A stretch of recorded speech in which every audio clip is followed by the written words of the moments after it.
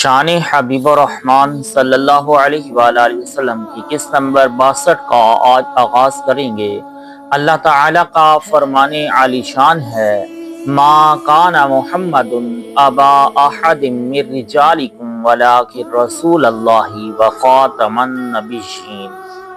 محمد صلی اللہ علیہ وآلہ وسلم تم مردوں میں سے کسی کے باپ نہیں، ہاں اللہ کے رسول ہیں اور سب نبیوں سے پچھلے۔ یہ آیت کریمہ بھی حضور انور صلی اللہ علیہ وآلہ وسلم کی صریح نعت ہے۔ اس کے متعلق چند امور قابل غور ہیں۔ اولاً تو شان نزول، دوم اس کے فائدے، تیسرے خاتم النبیین۔ خاتم النبیین کے معنی اس آیت کا گزری ہوئی آیات سے تعلق ہے۔ وہ اس طرح کہ جب حضرت زینب کا نکاح حضرت زید سے کر دیا گیا تو قضائے الہی کہ ان شوہر و بیوی میں نا اتفاقی رہی اور حضرت زید نے حضرت زینب کو طلاق دے دی۔ اس کے بعد حضرت زینب کا نکاح حضور سید عالم صلی اللہ علیہ وآلہ وسلم سے ہوا، جس کا ذکر اس آیت سے پہلے کی آیت میں ہے۔ فلما قضا زید منہا وطرا زوجناکہا۔ پھر جب زید کی غرض ان سے نکل گئی تو ہم نے وہ تمہارے نکاح میں دے دی۔ حضرت زینب فخر فرمایا کرتی تھیں کہ سب بیویوں کا نکاح تو ان کے اہل قرابت کرتے ہیں اور میرا نکاح میرے رب نے عرش پر کیا، چونکہ حضرت زید ابن حارثہ کو حضور علیہ السلام نے اپنا فرزند فرمایا تھا اور منہ بولا بیٹا بنایا تھا۔ اس لیے بعض کفار نے اعتراض کیا کہ حضور علیہ السلام نے اپنے فرزند کی بیوی سے نکاح کر لیا۔ اس اعتراض کا رب نے جواب دیا کہ یہ حرمت کے احکام تو نسبی فرزند کے لیے ہوتے ہیں۔ ہمارے محبوب صلی اللہ علیہ وآلہ وسلم تم میں سے کسی مرد کے باپ نہیں ہیں، پھر ان کا کوئی فرزند کیوں کر ہوگا؟ اور جب فرزند ہی نہیں تو اس کی بیوی حضور صلی اللہ علیہ وآلہ وسلم کو کیوں کر حرام ہوگی؟ اس آیت میں چند طرح سے نعت ثابت ہو رہی ہے۔ اولاً تو یہ کہ اعتراض ہو محبوب علیہ السلام پر اور جواب دے پروردگار۔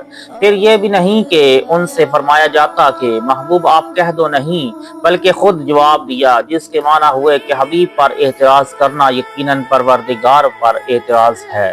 اس لیے پہلے فرمایا گیا تھا زوجناکہا، ہم نے آپ کا نکاح کر دیا، کہو اب کون کیا اعتراض کرتا ہے۔ دوسرے یہ کہ سارے قرآن کریم میں حضور علیہ السلام کو نام پاک سے کہیں یاد نہ فرمایا مگر صرف 4 جگہ، ایک تو یہاں، دوسرے سورہ فتح میں محمد رسول اللہ اور تیسرے سورہ محمد میں بما نزل علی محمد، چوتھے وما محمد الا رسول۔ اس نام پاک کے آنے میں بہت سی مصلحتیں ہیں۔ 4 جگہ نام پاک آیا کہ لفظ محمد میں حرف بھی 4 ہی ہیں۔ اللہ جانے کہ 4 میں کیا خصوصیت ہے۔ میں نے ایک نعت میں 2 شعر اسی مطلب کے غرض سے کیے ہیں۔ اپنے دیوان مسالک میں 4 رسل، فرشتے 4 کتب ہیں، دین 4 سلسلے دونوں 4 لطف عجب ہے 4 میں، آتش و آب و خاک و باد سب کا انہی سے ہے ثبات، 4 کا سارا ماجرا ختم ہے 4 یار میں۔ کلمہ محمد حضور علیہ السلام کا اسم ذاتی ہے اور باقی اسماء طیبہ اسماء صفاتی، جیسے کہ کلمہ اللہ خدا کا اسم ذاتی، باقی اسماء صفاتیہ ہیں، مگر اس کلمہ محمد کو لفظ اللہ کے ساتھ بہت ہی مناسبت ہے۔ محمد میں حرف 4 ہیں، اللہ میں بھی 4، محمد میں تشدید 1، اللہ میں بھی 1، مگر لفظ اللہ کی تشدید پر الف ہے اور یہاں نہیں، جس سے معلوم ہوا کہ رب سلطان اور محمد رسول اللہ وزیر اعظم۔ پھر اللہ بولو تو دونوں لب علیحدہ علیحدہ ہو جائیں اور محمد بولو تو نیچے کا ہونٹ اوپر سے مل جائے، جس سے معلوم ہوتا ہے کہ اللہ کی ذات بلند والا کہ ہم بندوں کی وہاں تک رسائی ناممکن، مگر محمد رسول اللہ ان نیچوں کو اس بلند و بالا تک پہنچانے والے ہیں۔ ایک نقطہ ہے محمد کے نام میں جس کو ہم نے اپنے دیوان میں شعر میں ادا کیا، تیری ذات میں جو فنا ہوا وہ فنا سے نو کا عدد بنا، جو اسے مٹائے وہ خود مٹے، وہ ہے باقی اس کو فنا نہیں۔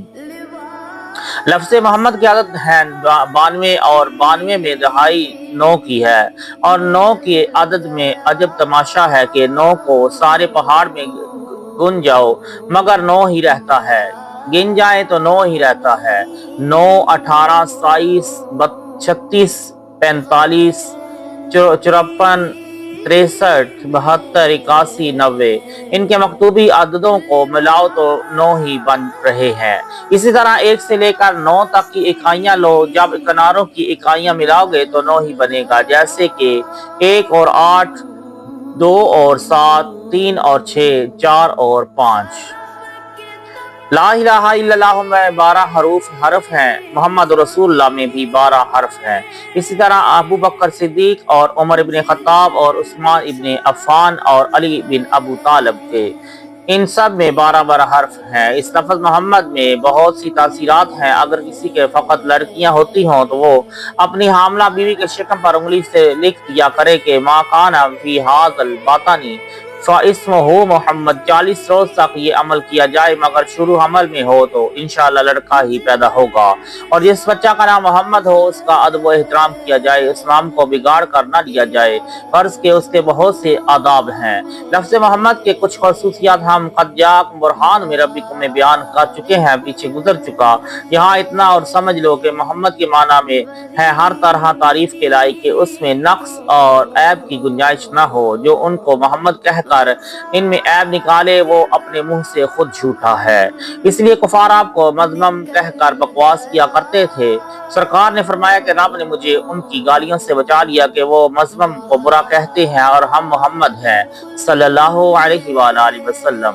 या उसके माना यह है सब का सराहा हुआ, यानी खालिक भी आपकी तारीफ फरमाता है और सारी मखलूक भी, और हमेशा आप तारीफ किए हुए कि दुनिया की आफरीनश से पहले आपकी तारीफ शुरू हुई और क़यामत तक बल्कि हमेशा तक आपकी तारीफ होती रहेगी। और हर जगह तारीफ किया हुआ कि अर्शो फर्श बहरो बर दश्तो जबल हर जगह हजूर की तारीफ है। मोहम्मद में 2 मीम, 1 हा और 1 दाल है। 2 मीम से मुराद मुल्क दुनिया आखिरत है, हा से मुराद रहमत और दाल से मुराद दायमी, यानी नबी सल्लल्लाहु अलैहि वसल्लम दोनों जहान की दायमी रहमत।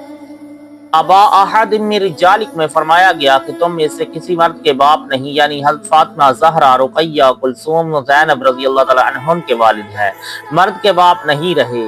हज़रत इब्राहीम और तैयब और ताहिर कासिम रज़ियल्लाहु तआला अन्हु वो बचपन शरीफ ही में वफात पा गए, उनको मर्द ना कहा जाएगा।